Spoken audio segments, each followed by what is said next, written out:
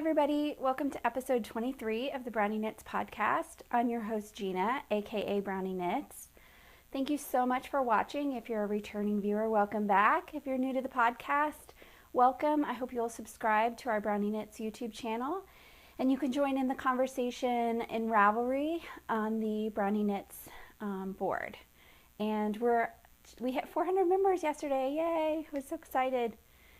So, all right, it's been a couple weeks since I podcasted, and it's actually been a little bit longer than that since I recorded, because I pre-recorded for the last podcast episode because we were getting ready to go out of town for a little bit. So we're back now and have been for a while, so we've been busy doing all kinds of late summer, early fall things. So what were we off doing, right? So we went up to Chicago, and that's not a very long drive for us because we are just north of Indianapolis. And so it takes about 3 hours, 3.5, depending on where you're going in the city and what time of day. And so we drove up pretty early on a Monday morning and got up there, did some shopping, and then went to see the Rays play the White Sox that night. It was the most exciting baseball game I've ever been to. It was like ping pong. They were, one inning, one team would score, and then the next time the other team was up at bat, they would score in the same inning. It was just back and forth the whole way through the game. And all the White Sox fans were very nice to us despite our Rays gear, and the Rays actually ended up winning. So that was pretty fun. And then the next day we went to the Museum of Science and Technology. I think it's technology. It might be industry, but I think it's technology in Chicago. And we saw they have a special robots exhibit right now, which was really cool. We went through that and see how robotics is affecting our lives and what they have planned for the future. And it was really a very neat exhibit to see. But my favorite thing at that museum was actually the weather exhibit, which I think is a permanent exhibit there. So they have like the tornado funnel cloud that you can adjust to see how that works and understand how those work. There were gravitational pull displays. It was a very, very interactive museum. So I think if you had children who were maybe like first grade through probably not middle school, but through grade school, it would be a great place to take them if you're looking for something to do. So we had a good time. We had a few little adventures along the way. We were walking back on Monday night after the game, took the L back to the hotel, and then we just had to walk a couple of blocks. And that was fine. We weren't really worried about that. Chicago gets a really kind of a bad rap. They do have a violence problem, but that is sort of isolated pockets, and in the touristy areas you're definitely fine.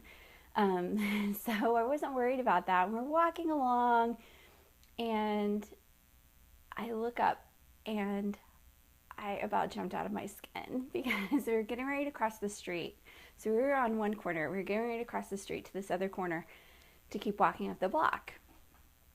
And I see this huge rat. Oh, he was so gross. So he was really big, and then his tail was like longer than his body and like arched, and so he's like scampering along the wall. And I say to Patrick, and I don't know how I didn't scream it because that's my biggest fear. Like mice and rats, I just have always had a huge phobia since I was a little girl. And I grew up living in the country, and we would often, when they would plow the fields, the mice would try to find new homes, and I just was terrified of them. I hated them. But anyway, so I didn't like scream like somebody was murdering me, which was impressive. But I like jumped, and I was like, oh my God, Patrick, there's a rat up there. And no sooner did I say that than it scampered to the feet of these people sitting at a table outside. And they were much calmer than I would have been too. Like they definitely like screeched a little bit and moved very fast, but I would have been screaming my head off. Like he just made a beeline right for them. So needless to say, we crossed the street and walked the rest of the way back to the hotel very, very fast. And it did take some Benadryl in order to sleep that night because it was, you know, it scared the daylights out of me. So we get up the next morning and make our way over to the museum, and strange stuff like this happens all the time. Like, I don't know, whenever we go anywhere, we always have some weird little thing that happens. So we parked in the parking lot at the museum. They have like a parking structure. And we were closing the doors and getting ready to walk away from the car, and Patrick was locking the car. And all of a sudden we heard this like explosion. And at first I thought, well, maybe, a car backed into another car, but I was like, it was way too loud for that. And then we heard gush, and all this you could just hear this water gushing down. And I look up at the little turn that's at the top of the row where we were parked, and there's this family sitting in I don't know if it was an SUV or a minivan, I think it was a minivan, with like a turtle compartment on top of it. And they had not cleared the water pipes that ran through the parking structure. And they had busted open the pipes, and there was water going everywhere. And when I realized that everybody was okay, and then I saw the face of this couple in the front seat, it was so funny because they just had these astonished looks on their face, and they were stuck. They didn't know what to do because they literally were stuck. Like, their vehicle would not move. But like, they went to open the doors to get out, and there was just, the amount of water that was gushing was tremendous. And so as soon as they went to go out, they realized and shut the door back. And Patrick and I were laughing because we're like, those parents probably spent a lot of time and effort and money planning this trip for these kids for their summer vacation. And the thing they're going to always remember growing up is that time when mom and dad broke open the water pipes in the parking structure. And it was funny. And the people that were walking in with us, the lady in front of us reported it to the museum so they could get it under control and help those poor people out. So I felt really bad for them. So just, even if it doesn't have like a height limit, if you have a turtle thing on top of your vehicle, don't go. Don't do it. So, and then on the way back, it was crazy. Like, we've had like crazy traffic issues here this summer. And so we ended up coming back through the country. So we made halfway down on the interstate, and then we had to come through country roads the rest of the way, which added quite a bit of time to our trip. But it was interesting because you got to see these little places that you didn't even know existed. So that was our little 2-day adventure. And then since then, we've been, just kind of at home. I've been doing a lot of work and have some plans for this fall and winter for new patterns releasing. So I'm very excited about that. Got a lot of that done. And just spending some time with some friends who need some support right now. And I've been knitting a lot. So I have a lot of fun things to show you today if you stuck around through all my Chicago adventure story. So now into the knitting and needlecraft portion of the podcast. So one of the things that I wanted to do this year early on was make my little niece, and who is 4, and my nephew, who is 5, I wanted to make them little patch dolls for Halloween. And I meant to do this last year, and I meant to make them Christmassy things the year before, and because of other things, I just never got around to it. So I thought, well, I'll make sure that I start early this year and get them done. So I used Susan Claudino, who is NoKnitSherlock. I used her pattern, Patch, which is a 4-purchase pattern, to make these little guys. And I just think they turned out so great. So let me pull them back so you can see. So this one is for my nephew, Raleigh. And this patch was made with, let's see, the green is Knit Pick Stroh Tonal, which I think is in the worsted. I think that's no longer made. And then I used Cascade 220 Superwash in the color Straw here. This is Canopy. The green is Canopy. The brown is Straw. And it's the Superwash. And then I used some of my leftover Miss Babs Yowza What a Skein in the Circus Peanuts from my block blanket to do his head. Now, she had you buy 1/8 of a yard of wool felt, and you don't want the cheap excuse me, you don't want the cheap wool craft felt. You want the nice, like what's sold on the bolts in the fabric aisle. So I got as she says in the pattern, if you get 1/8 of the littlest that they'll cut off for you possible, you'll be fine. And at my fabric store, that was 1/8 of a yard, and I probably could do 20 patches out of that. So, and then you're supposed to glue these down. I haven't done that yet. I'm not sure if I will. I kind of like the 3-dimensional, and they're old enough where they won't like pull them off. And did little safety eyes embroidered on a little mouth. And then for Ella's, I used the same green and orange, but I'm making her a little skirt using Malabrigo, and the color is Eggplant. And so I thought I'd make hers match her little skirt. So I stole some yarn from that project to use for his body. So I just thought they turned out very, very cute. Her patterns are wonderfully written, and I plan to try and I'm going to make the little fez for our Christmas tree, because Patrick and I are both Doctor Who fans. So I'm going to do that one. And then maybe some of the Christmas baubles. We'll see. At the very least, I'll do the fez. So those were fun little projects, and finished those up. And then the next thing I finished up, so I'm participating in the Powell Cal that is sponsored by Actually Knitting. And to get 25% off your entire Brownie Knits order in Ravelry, you can put in the code PowellCal25 at checkout, and you'll get 25% off your entire order. You can use it as many times as you want. It's good through the end of August 2015. And then I wanted to make a few things to support other podcasters. So I had the privilege to work on this pattern with Christina Wall of A Knitter's Life. It's the Life of Leaves shawl. And as I was editing it, I decided, well, I really want to make it.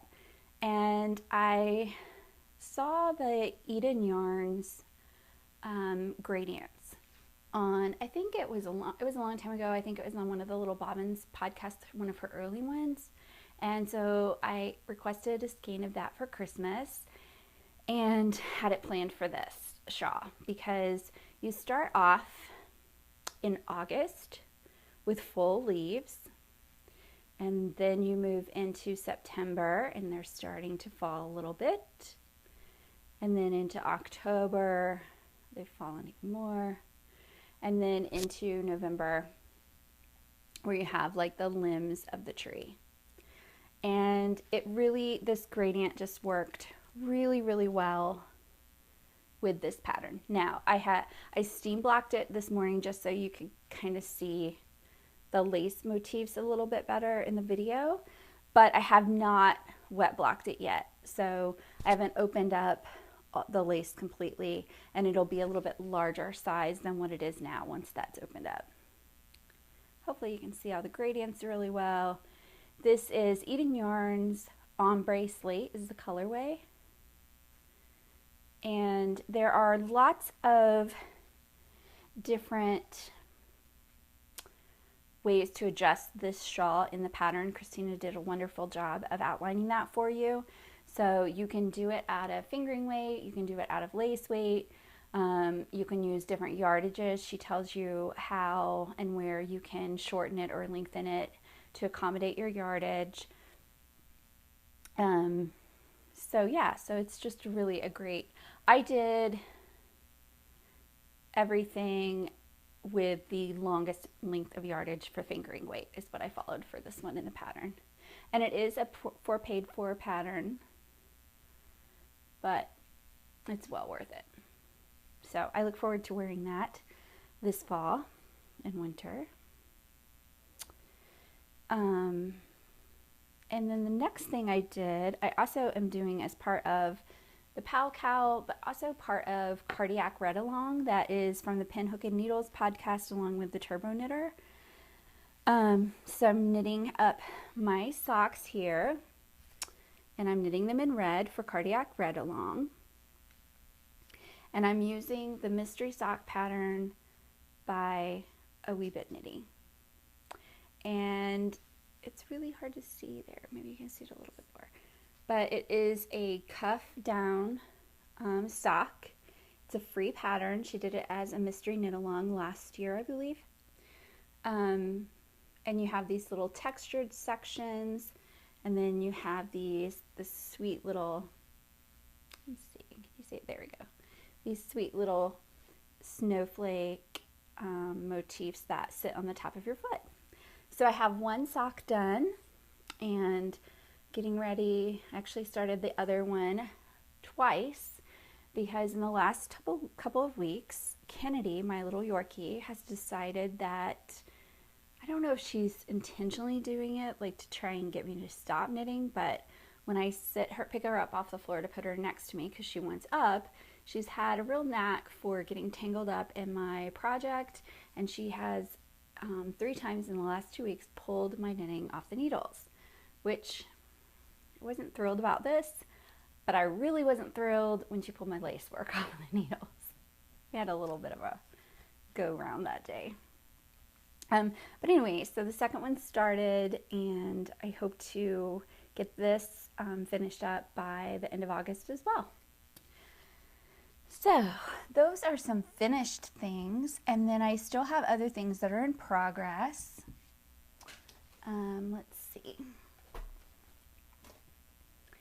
So my True Friend sweater using Madeline Tosh Merino Light. Oh wait, my sock is Cascade Heritage fingering weight.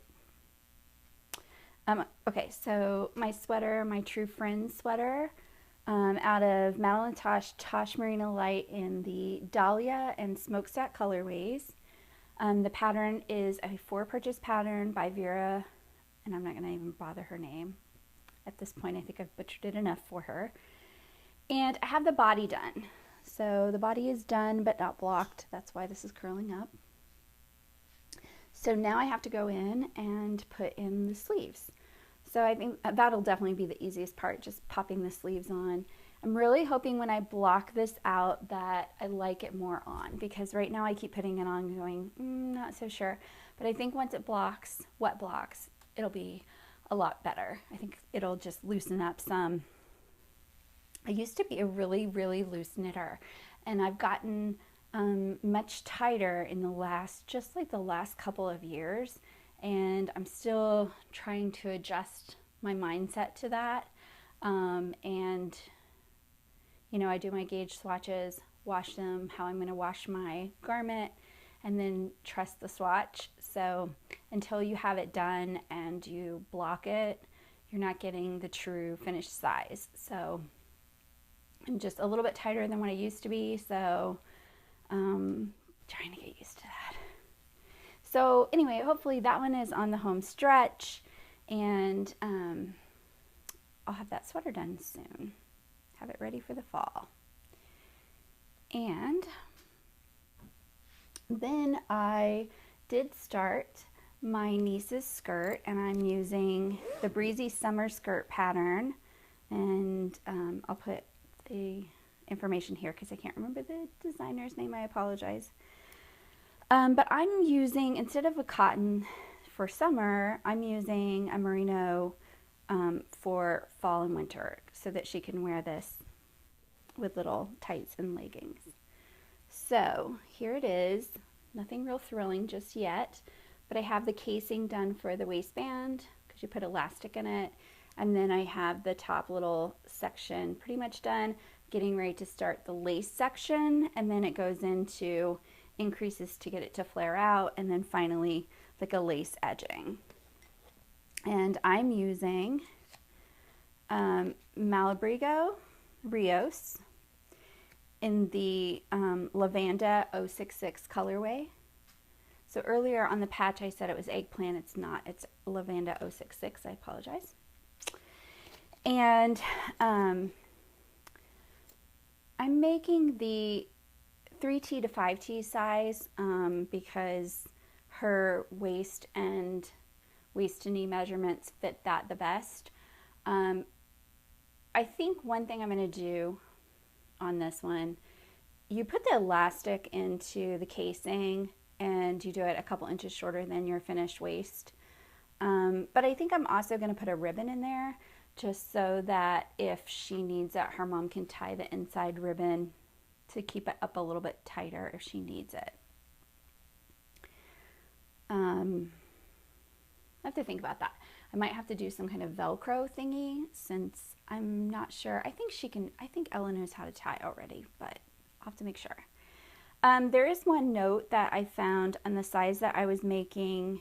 I believe that the purl alignments, this is a free pattern by the way, that the purl alignments at the top, one row had them off a stitch for the size I was making. So if you just align them, that's her intention. She even says that in the pattern, that her intention is for those lines to be straight all the way down with the purls. So you can adjust that and then just knit along. It's actually gone really fast. I started this last night right before bed and then did a few rows this morning, and you know, it really is flying along. So hopefully I'll be able to have that finished here in a few days with any luck. Wouldn't that be great to have the skirt and my socks and my sweater all finished? That would be wonderful. Then I could feel like I could let myself start some new projects. And in terms of sewing, I have one thing to show you, and it is stuffed to the brim with yarn that I'm working on. So I bought this fabric with my birthday stuff back in May, and I just thought it would make a really cute project bag, and so I sewed it up using the wedge pattern that I've used before on my project bags that I make. And on this one though, I went in and adjusted how I did the zipper, because on my other bags, I'm just new to sewing, so I kept getting these little tucks. So on this one, I turned on the wrong side, on the side with the indies here. I turned them down and then sewed it, and it came out perfect on that side. I was very impressed with myself. And then on this side, I wanted it to stick out, and then I'm going to do a little tab to cover that part up. I just haven't done that yet. And it's absolutely stuffed full with some yarn for another potential design collaboration. We'll see. We're not putting pressure on ourselves for this one, but it could be another design that comes out probably in the middle of winter. And I had this huge stitch marker that my sister-in-law gave me for Christmas a long time ago. I'd say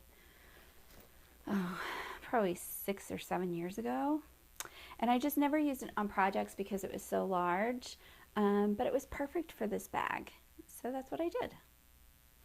And that's really the only sewing that I've done since I podcasted last. But in the last, I don't know if it was the very last episode or the one before, someone had asked me what was some kind of needle craft or needle arts that I wanted to do that I've never done.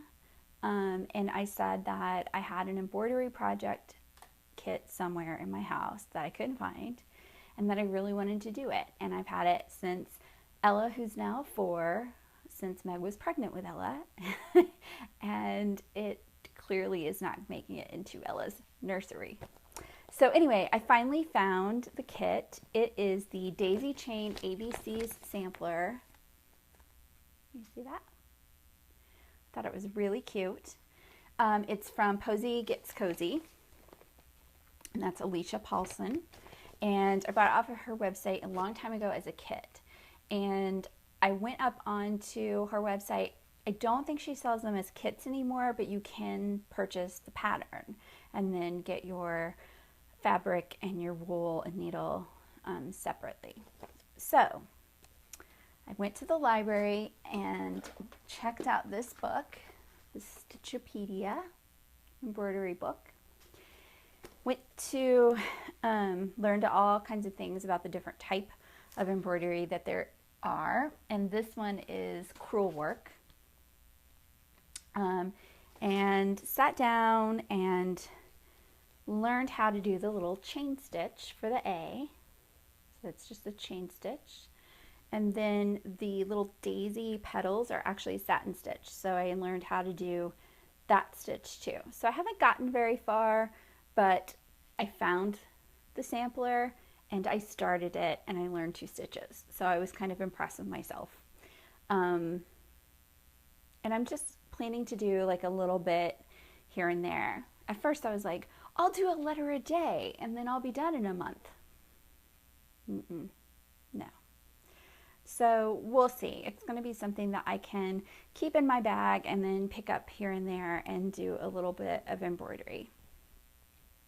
So I've been enjoying it though. I really have liked it. And it was fun to kind of challenge myself to do something different. So what else have I been working on? Well, I can't show you, but I've been doing a lot of design work actually. And I wanted to mention that I have a new hat pattern coming out in September. That is going to be a hat for the guys in your life. So it will come with an adult size and a child size. And it has some cables in it, and I'm hoping that you guys will want to pick up a copy of the pattern when it's released and knit up a few for the guys in your life. And then in October I'll have another pattern coming out in conjunction with Christina of A Knitter's Life. We're going to do a knit collaboration. So I've designed a hat and she's designed a cowl that will come out at the same time, and you can make each one of those and have a complete set for yourself or for somebody else. And then in November I'll have another hat pattern coming out that is for the girls. And it will have a child size and 2 adult sizes in it. So I counted it up, I think I've made 6 or 7 hats in the last 10 days. So I've been in the middle of hat heaven, which has been a lot of fun. So, but that also meant I needed some additional organization of my journal. So I went and got these little guys, these little post-it thingies, but they are much thicker than a normal post-it note. So I wanted to use them as tabs to divide up my journal into my pattern names, so that then when I was working on that pattern I could just flip to that pattern name and flip it open. So I thought I'd mention that for anybody who's keeping like a journal and needs to get some organizational. I think they were $5 for like 24 tabs. So there you go. The other thing that I wanted to remind you guys, we have a giveaway thread open. The giveaway will be drawn in the mid-September podcast. And in order to register for that, you need to be a member of the Brownie Knits Ravelry board. And the giveaway is the fall recipes and projects thread. So you can share your favorite fall recipes and share what projects you're working on for the fall, for autumn. If you are not in my hemisphere, or you're getting ready to go into spring, feel free to share a spring recipe or the project that you're working on now for spring and summer. So I want everybody to be able to participate. The giveaway, you would receive this skein of Pashmina, Madeline Tosh Pashmina. And this skein from the fiber companies, it's their Canopy yarn. A little Knitting is Naughty sticker. A stash bot book, which is a great little book to have to enhance your stash. And these little stitch markers and knit 4 tags by Prairie Bag Works. All right, so go up and register for that so that you can win the drawing. One of our previous drawings was an Ask the Podcaster thread, and I've been at the end of each podcast episode answering 2 to 3 questions from that. So I'm going to answer a few right now. So the first question comes from D Newton 311, who is Donna from Fairfield, Ohio. So I don't think you're that far away from me, Donna. I have been knitting forever, but find myself really pushing myself to go more to intricate knits. My question is color. I am hopeless when trying to put colors together. Do you have a rule that you follow? So, color, yes. When I worked at the yarn shop, this was one of the most difficult things that people really struggled with. We all see color differently. And there were customers who would come in who you kind of learned over time how they kind of saw color and how they saw it differently from maybe my eye. And one of the tricks that I used to do is for some people you can hold the colors together like this close and you can decide whether or not you think that's going to work. But for some people, they have a really hard time seeing the color variances right there or the values against each other so close. So you can try like laying them out on the floor or on a table or something away from you so that you can see them laying out together, and that will really help you give kind of a bigger picture. It seemed to really help a lot of our customers when we would do it like that. The other thing that I always try to keep in mind is that your eye will go to the lightest color first. So that's sometimes when you have like a shocking white amidst all these other colorful things, it looks like the white stands out, and that's because it's the lightest color and your eye goes to the lightest color first, or at least that's what I was always told by my art teacher. So I try to keep that in mind. I tend to knit more with solids or semi-solids. I'm not a huge variegated girl unless it's like socks or something like that. So I don't use, if I fall in love with a variegated yarn, I usually don't use it for myself unless it's socks, and I'll use it for kid things or something that is more colorful that I know somebody will like it a little more than I do. The other thing that I do in terms of color is I will just probably every 3 months I'll go online and just do like a fashion search and see what kind of color combinations are fashion houses putting together for the next few seasons, and what's the color of the Pantone color of the year, and those kinds of things. I try to pay attention to those a little bit to see what's on trend, what they're putting together, how do I like it to my eye or not like it, that kind of thing. So those are the tricks that I kind of use. So hopefully you'll find something useful there. Thanks for writing in. The next question is from MistyRainbowRose in Florida, and she says, yes, I wonder what you do all day.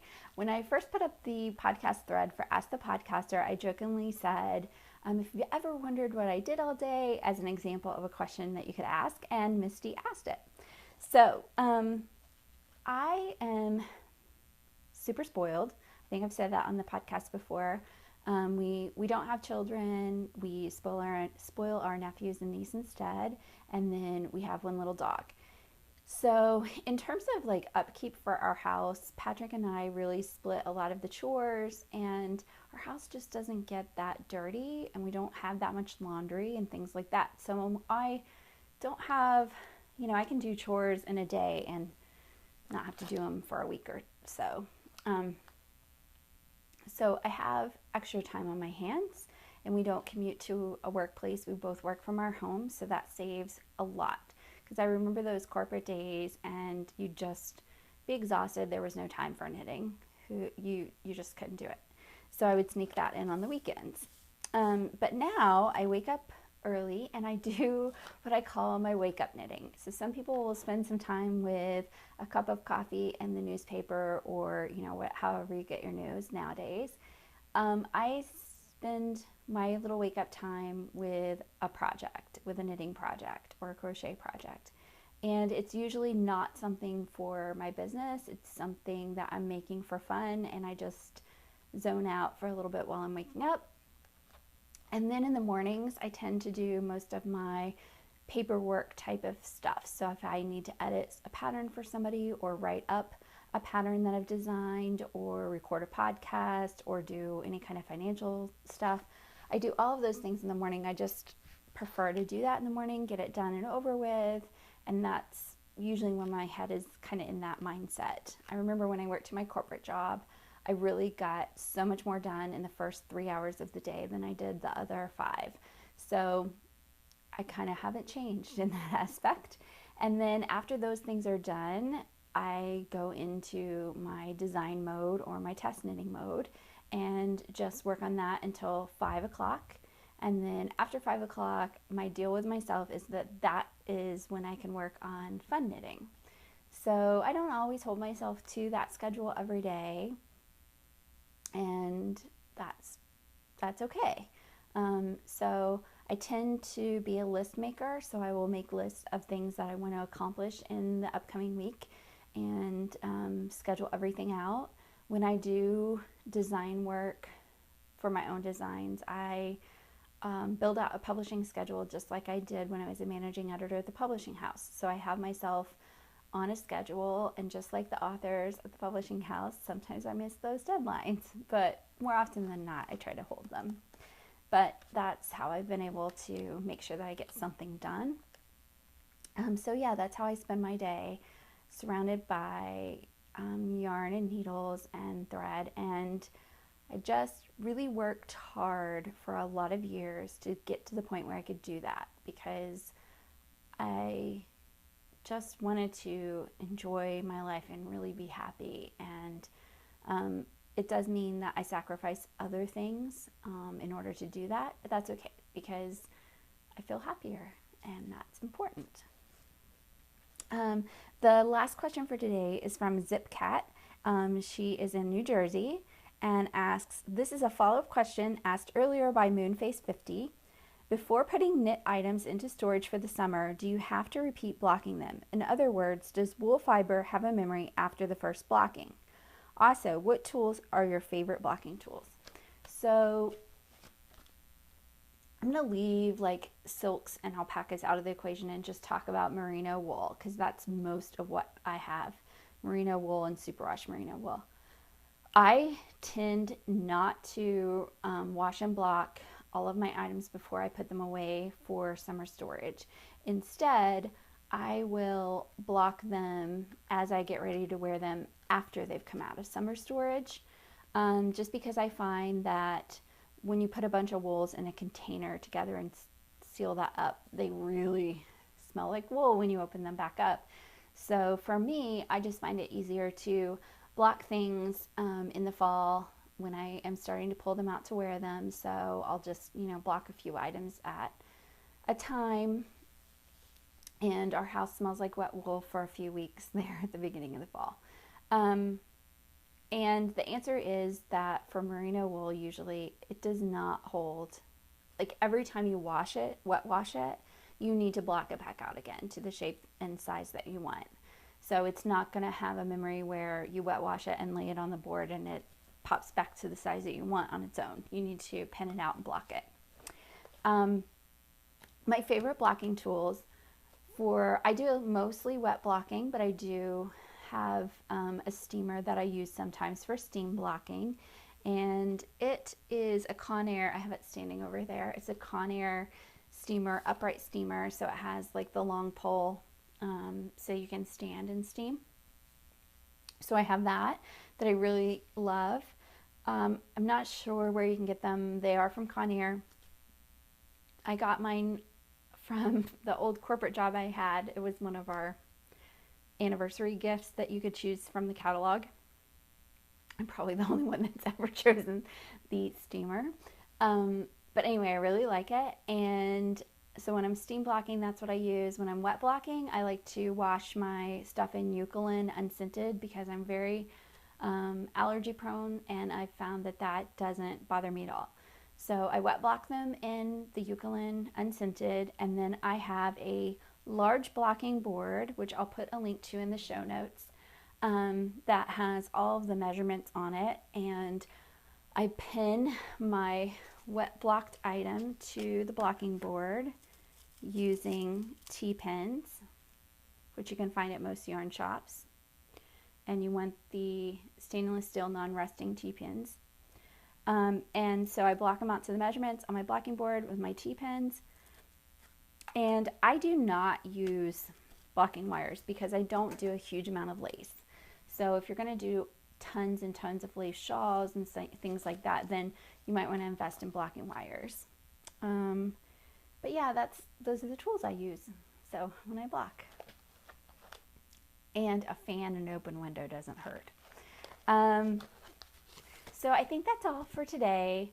I hope that you all are doing well and that you found something inspiring, and I hope that you'll go on to our Ravelry board and share what you're working on so I can be inspired from what you're doing too. I have already found recipes on that thread that I am planning on making in the fall, and I have found a few, more than a few, projects that I want to make. So that's always great to see and share. I just love that about this community. So thanks again for participating and for watching, and I hope until I talk to you again that you have a great set of few weeks where you get to work on lots of knitting and crochet and embroidery and sewing and whatever else makes you smile and happy. So thanks again for watching, and I'll talk to you later. Happy knitting and crocheting. Bye-bye.